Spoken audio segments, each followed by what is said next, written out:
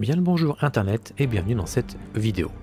Il y a quelque temps j'étais sur Twitter et j'ai lu un thread qui m'a terriblement attristé, mais aussi m'a fait monter en moi cette profonde injustice.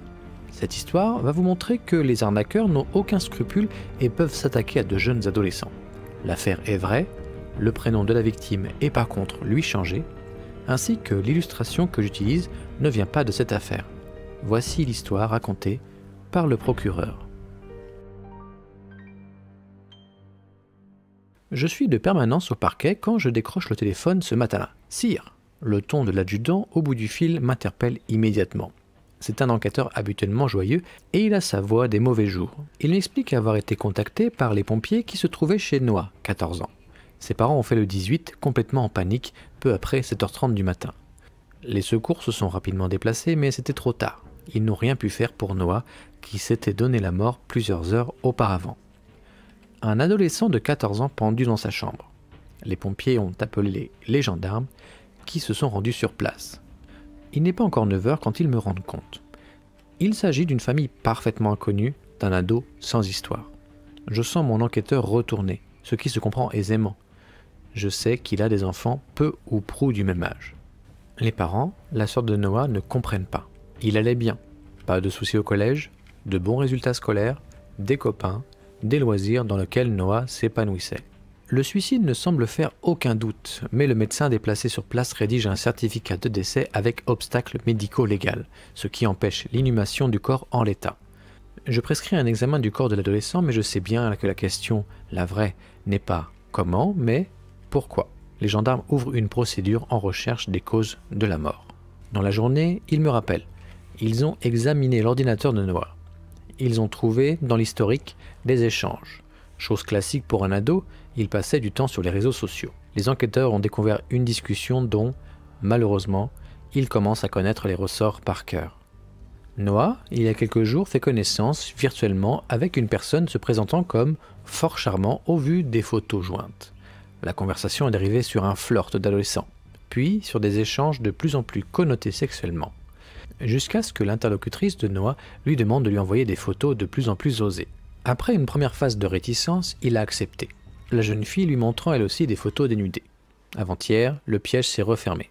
L'interlocutrice de Noah lui a intimé l'ordre de lui donner 500 €, sinon elle balançait les photos à tous ses contacts. L'adolescent a paniqué, tenté de négocier. Le maître chanteur a accepté de baisser à 300 € et a continué toute la journée d'hier à lui mettre la pression.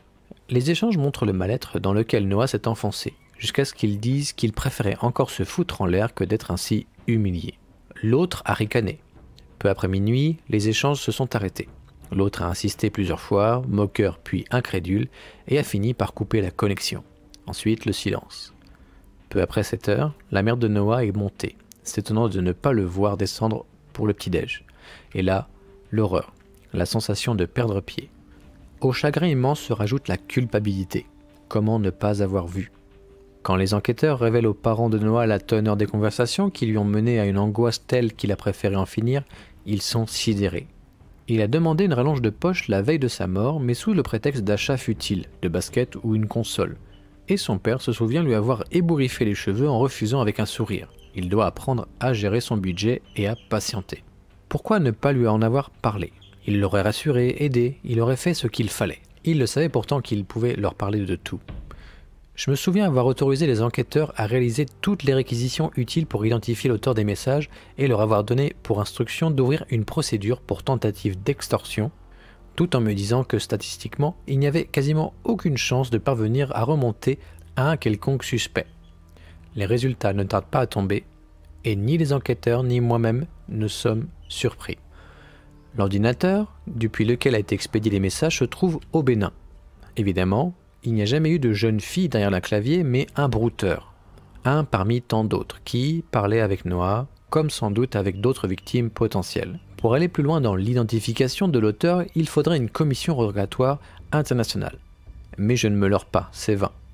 Le brouteur ne sera jamais inquiété. S'est-il seulement demandé quelles étaient les raisons de ce silence soudain de l'autre côté du clavier ?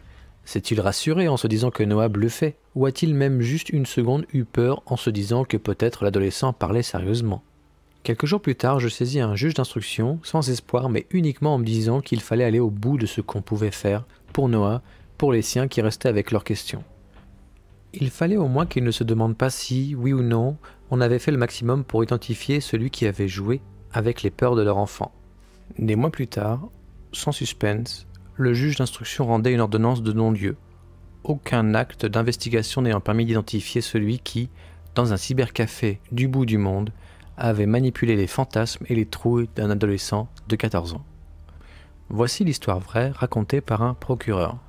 Si vous me suivez sur ma chaîne YouTube Point de Vue, vous savez que j'ai fait une vidéo il n'y a pas longtemps sur Le Bon Coin, alpagué par pareil, une personne qui, ayant récupéré mes informations personnelles pour me faire chanter, voilà, en disant qu'il m'avait donné de l'argent, bref. Donc cette toute petite mésaventure par rapport à cette histoire, ça vous montre l'ampleur des dégâts que peut faire un brouteur ici. Et c'est vraiment une histoire à faire partager, en tout cas. Allez sur Twitter, c'est sur le compte Sir Yassir. Et qui plus est, face à cette injustice, il serait bien dans quelques années de pouvoir y remédier, parce que visiblement ça sera de plus en plus fréquent. Merci d'avoir regardé cette vidéo, protégez vos enfants, et moi je vous dis à très vite.